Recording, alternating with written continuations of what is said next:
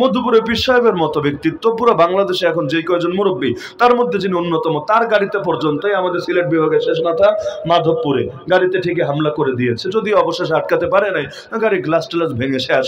গত 3 মাসে আমার জানা মতো অন্তত আমি 100 বক্তার নাম বলতে পারবো, বেশি না, অন্তত 100 বক্তার নাম বলতে পারবো। সবাই জাতীয় পর্যায়ে না, কিন্তু লোকাল বলেন জাতীয় বলেন মিলে অন্তত 100 আমি জানি, আমি বলতে পারবো যাদের গাড়িতে অ্যাটাক হয়েছে।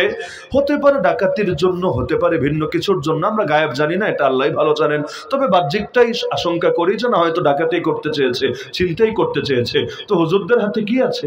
হুজুরদের তো নিজেদের নিরাপত্তা নিশ্চিত করার মতো ব্যবস্থা নাই। ওই পাকিস্তানে ওই জমিয়ত উলামা ইসলামের যখন আন্দোলনগুলো হয়, বিশেষ করে শেখ মাওলানা ফজলুর রহমান আল্লাহ তাআলা হযরতকে নেখায়াত দান করুন, তার তো বিশাল বাহিনী আছে, ভলান্টিয়ার বাহিনী, নামও ডেঞ্জারাস নাম, ওই নাম উচ্চারণ করা সম্ভব না, বাংলাদেশে নাম নিলেও ঝামেলা আছে। 80,000-এর মতো সদস্যই আছে যারা সকলে ট্রেন প্রশিক্ষিত, কেন? শৃঙ্খলা নিশ্চিত করার জন্য। আর শৃঙ্খলাকে সুবহানাল্লাহ অ্যাম্বুলেন্স 4 লাখের বেশি মানুষ মুহূর্তের মধ্যে সাইড হয়ে অ্যাম্বুলেন্সকে জায়গা করে দিচ্ছে, মানে শৃঙ্খলা কারে বলে? একেবারে গোটা দুনিয়া অবাক হয়ে দেখার মতো যে হুজুর মানুষ কিভাবে পারে। এগুলো তো সেকুলাররাও কল্পনা করতে পারবে না, এগুলো তো পশ্চিমারাও কল্পনা করতে পারবে না। তো দেখা যায় ওইখানে আছে, এইখানে তো তাও নাই। তো যেই হুজুররা নিজেরাই নিজেদের নিরাপত্তার ব্যবস্থা করার মতো সক্ষমতা নেই, ফায়ার আর্মস হুজুরদেরকে দিবে? আগ্নেয়াস্ত্র যেটা ওই চেয়ারম্যানদেরও দিয়ে রাখে কোন হুজুর, একেবারে সবচাইতে বড় মুরব্বী যেন আল্লামা মাহমুদ শফি রহমতুল্লাহ আলী, কায়েদে মিল্লাত আল্লামা ভাবনগর রহমতুল্লাহ আলী, দিবে না কেন? আইনের ধারাই এমন জটিলতা আছে, কোন হুজুর এটার আবেদন কইরাও লাভ নেই, হুদে মানিজ্জত যাবে, পত্র পত্রিকায় লেখালেখি হবে। তাহলে হুজুর মরলে মরুক, যেই হুজুরদের হাতে কিচ্ছু নাই, খালি হাত, কোনো বাহিনীও নাই, সশস্ত্র বাহিনী অথবা নিরস্ত্র প্রশিক্ষিত বাহিনী, অথবা অন্তত কারাতে কংফুতে ব্ল্যাক বেল্ট পাওয়া কয়েক হাজার সদস্য যুবকের বাহিনী, কিচ্ছু নাই। ওই হুজুরদের খালি জবান থেকে হক কথা বের হবে, এগুলো শুনলে ওদের ভেতর থরথর করে কাঁপে। এখান থেকে কি বুঝতে আর বাকি থাকে? হক মানে আলো, ওরা জানে আলো যে কোনো ভাবে জ্বলুক না কেন, যদি খালি জ্বলে, জ্বলতে দেরি হবে, অন্ধকারের রাজত্বের অবসান ঘটতে দেরি হবে না।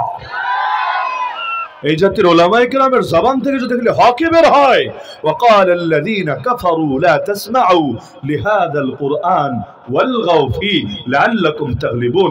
আল্লাহ কাফেরদের কৌশল বলেছেন, ওরা বলতো এই শোন, তোরা নিজেরাও কোরআন শুনবি না, আর কোরআনের আলোচনা যেখানে হবে সেখানে তোরা হট্টগোল লাগাবি, মানুষকে শুনতেও দিবি না, নিজেরাও শুনবি না, জনগণকেও শুনতে দিবি না। ওই জামানায় যেমন 144 জারি করে এই সেই করে শুনতে দেয় না, তাহলে কি হবে? ওই আবু জাহলদের কথা ছিল এটা, ওদের প্ল্যান ছিল এটা, কোরআনে আল্লাহ জানাচ্ছেন, ওরা বলতো লাআল্লাকুম তাগলিবুন, তাহলে আশা করা যায় তোমরা বিজয়ী হতে পারবা। তার মানে কি? লোকে যদি কোরআন শুনে ফেলে, লোকে যদি কোরআন জেনে ফেলে, এমনকি ওদের কর্মীরা যদি কোরআন শুনে ফেলে, ওরা ভয় পায়। কি ভয়? যে তাহলে আর ওদের ভণ্ডামির রাজত্ব টিকবে না, ইসলাম বিজয় হয়ে যাবে। এখনো পর্যন্ত বহুত বাহিনী আছে, যদি এখানে তাদের সদস্যরা আমাদের বয়ান শোনে, এরকম প্রমাণ পায়, লাইক কমেন্ট করে, শেয়ার করে, এবার যে কোনো টাইপের প্রমাণ পায়, তাদের যে অভ্যন্তরীণ গোয়েন্দারা আছে রিপোর্টটা দেয়, চাকরি তো যাবে, একেবারে ওর জেলও হয়ে যেতে পারে।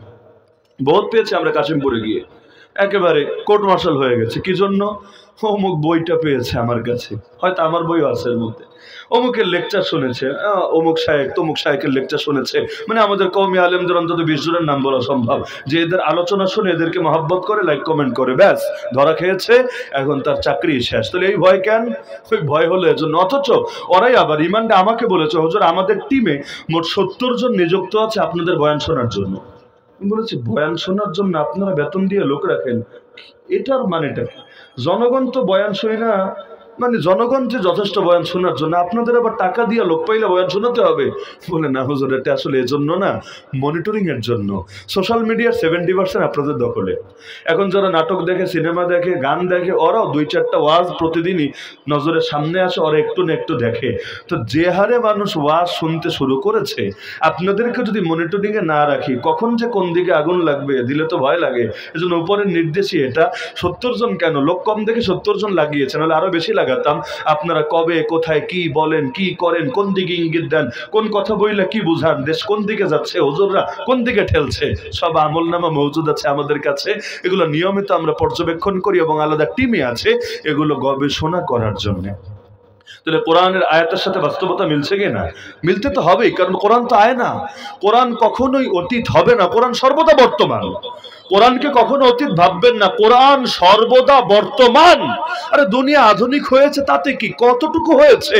দুনিয়া হয়েছে আধুনিক, আর আল্লাহর কোরআন সর্বযুগে সর্বাধুনিক। বলবেন হুজুর তাহলে ফেরাউন এটা তো অতীতই, এটা বর্তমান কিভাবে? হামান এটা তো অতীতই, এটা বর্তমান কিভাবে? না না, এটা অতীত নেই, এটাও বর্তমান বটে। বলবেন কিভাবে? এক ফেরাউন লোকান্তরে, লক্ষ ফেরাউন ঘরে ঘরে। আল্লাহ এক ফেরাউনের গল্প শুনিয়ে বোঝায় দেয় কিয়ামত পর্যন্ত যত ফেরাউন আসবে তাদের মোকাবেলায় জামানার মূসা হয়ে আসা হাতে নিয়ে, আসা মানে লাঠি, আসা হাতে নিয়ে কিভাবে ময়দানে নামতে হবে সেখানেও তোমরা কোরআনের পাতা থেকে, না হলে কোরআনে কি দরকার পড়েছে অরে নিয়ে এত হাইলাইট করার? আরে আমার এত বড় একটা নাম, ধরেন আলী হাসান উসামা, পুরো নাম বললেও তো একটা নেকি পাবেন না, শুধু নাম বলার কারণে। কিন্তু ফেরাউন এই শব্দ বললেও 50টা নেকি পাবেন। এমনি সময় না, কোরআন তেলাওয়াত করতে গিয়ে ওয়াকালা ফিরআউন যারুনি আকতুল মূসা ওয়ালিয়াদু রাব্বা পড়েন, ফেরাউন পড়ল 50 নেকি। ভাবতে পারেন 50 নেকি কারে বলে? কিয়ামতের দিন এক নেকির জন্যই তো মানুষের অবস্থা খারাপ, সেখানে 50টা নেকি তো সর্বনিম্ন।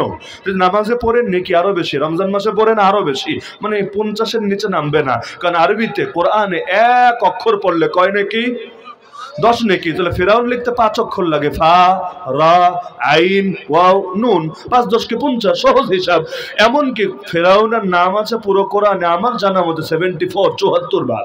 তাহলে 74 বার যদি নাম থাকে, প্রতিবার 50টা করে নেকি মেলে, হিসাব করেন 74 পূরণ 50, মোট কত হলো হিসাব করেন। সুবহানাল্লাহ, এত সব কামান খালি এক ফেরাউনের নাম পড়ে। কি মধু আছে ফেরাউনের ভেতরে, অথচ ফেরাউন কিন্তু কারো নামও না। এটা মজার ব্যাপার, ফেরাউন কিন্তু কারো নাম না। তাহলে বলবেন এটা কি? ফেরাউন মানে হলো রাষ্ট্রপতি, ফেরাউন মানে হলো প্রেসিডেন্ট। মিশরের যিনি রাষ্ট্রপতি হতেন, বাদশাহ হতেন, তাকে ওদের ভাষায় ফেরাউন বলতো। ওই এক এক দেশে এক এক শব্দ থাকে না, যেমন মুদ্রা, বাংলাদেশি মুদ্রাকে বলে টাকা, কিন্তু ইউকে ব্রিটেনের মুদ্রাকে তো টাকা বলে না, ইউএস এর মুদ্রাকে তো টাকা বলে না।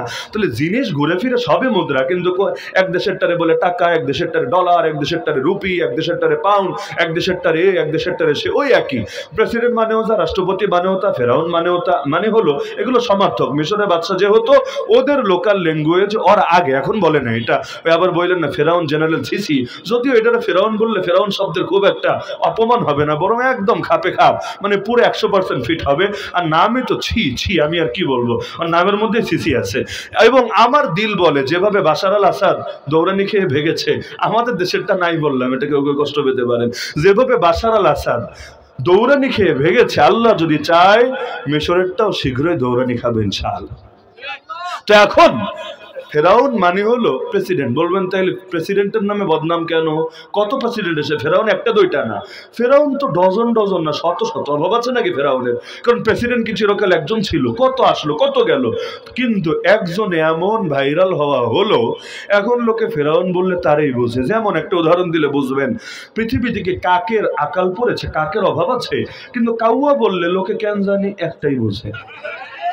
পৃথিবীতে কিন্তু কাক কম নেই, বহু কাক আছে। তারপর মুরগি চুরি করে এমন মানুষ কি কম আছে নাকি? বড় লেখায় খুঁজলেও তো 2-4টা পাওয়া যাবে, কিন্তু মুরগি চোরা বললে লোকে কিন্তু ওই যে বড় লেখায় যারা চুরি করে এগুলো বোঝে না, বিশেষ একটারে বোঝে। ওই নামই কখনো ব্র্যান্ড হয়ে যায়, ব্র্যান্ড মানে এটা বললে সবার মাথাটা ওই দিকেই যায়, ভিন্ন কোনো দিকে যায় না।